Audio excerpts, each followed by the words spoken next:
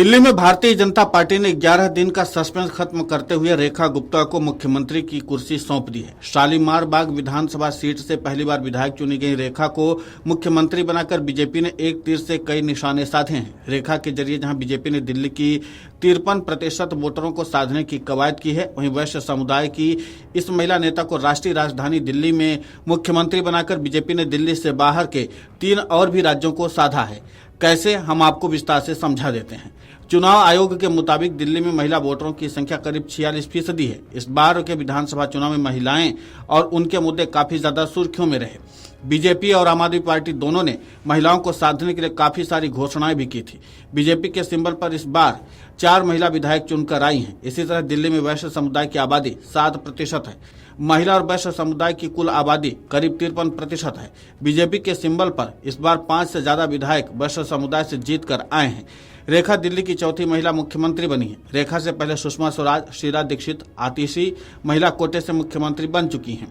अब सबसे पहले बात कर रहे थे बीजेपी कौन से राज्य को साधने की कवायद में जुटी हुई है, तो सबसे पहला नाम आता है हरियाणा का। रेखा गुप्ता हरियाणा से ही आती हैं।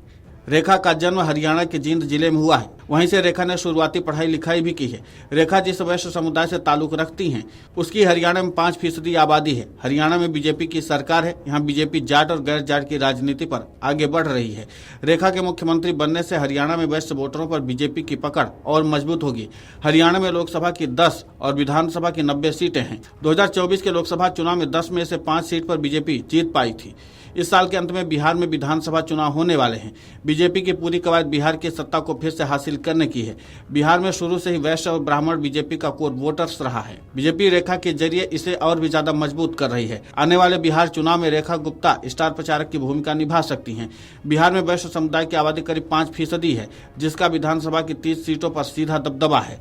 बिहार में विधानसभा की 243 सीटें हैं और यहाँ सरकार बनाने के लिए 122 विधायकों की जरूरत होती है। 2026 के शुरुआती महीने में पश्चिम बंगाल में विधानसभा के चुनाव होने हैं। यहाँ बीजेपी का सीधा मुकाबला ममता बनर्जी की पार्टी से है। 15 राज्यों में अभी बीजेपी की सरकार है, लेकिन एक भी राज्य में महिला मुख्यमंत्री नहीं है। बंगाल में महिला मुख्यमंत्री का मुद्दा काफी हावी रहता है। बीजेपी ने रेखा के जरिए बंगाल को संदेश देने की कोशिश की है कि पश्चिम बंगाल में वैश्य समुदाय की आबादी 2% है। बीजेपी ने दिल्ली में जीत के बाद बंगाल पर सबसे ज्यादा फोकस रखा हुआ है। 2021 में बीजेपी बंगाल की दूसरी सबसे बड़ी पार्टी बनकर उभरी थी। रेखा गुप्ता ने अपने सियासी सफर में महिला कल्याण, शिक्षा सुधार और सामुदायिक विकास पर फोकस रखा है। उन्होंने अपने क्षेत्र में स्विमिंग पूल, जिम, पुस्तकालय और सामुदायिक हॉल जैसे कई सुविधाएं दी हैं। इसके अलावा उन्होंने महिलाओं और बच्चों के लिए स्वास्थ्य जांच शिविरों की शुरुआत की। महिला भ्रूण हत्या और बाल श्रम के खिलाफ जागरूकता अभियानों का संचालन किया। विधायक दल की बैठक में उनके नाम के ऐलान से पहले ही उनके घर में जश्न शुरू हो गया था।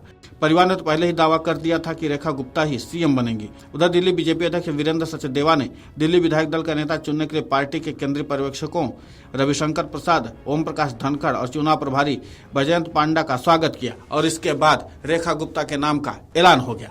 रेखा गुप्ता की जो छवि है वो बेहद साफ सुथरी है। किसी प्रकार का आरोप नहीं है उनके ऊपर। जाहिर सी बात है कि रेखा गुप्ता के पास चुनौतियां भी ज्यादा हैं और उनसे निपटने की क्षमता भी है और इसीलिए भारतीय जनता पार्टी ने एक साथ कई राज्यों को साधने की कोशिश की है। देखना दिलचस्प होगा कि बीजेपी जहां तक महिलाओं को साधने की कवायद में ज्यादा जुटी हुई है, वैश्य समुदाय को अगर छोड़ भी दिया जाए तो बीजेपी ये संदेश देने की कोशिश करेगी कि अगर राष्ट्रीय राजधानी दिल्ली में महिला मुख्यमंत्री दे सकती है तो किसी भी राज्य में महिलाओं को नेतृत्व देने में बीजेपी परहेज नहीं करेगी। तो बीजेपी महिला शक्ति के साथ एक बार फिर से जुड़ गई है और बीजेपी को पता है कि इन राज्यों में महिलाओं की आबादी काफी ज्यादा है और महिलाएं एक साथ वोट डालने में भी विश्वास रखती हैं और कई राज्यों में सत्ता बिगाड़ने और बनाने का काम महिलाओं ने ही किया है। Video desk अमरउजाला.com। अमर उजाला जीवांजलि के सारथी की मदद लें और महाकुंभ में स्नान जरूर करें।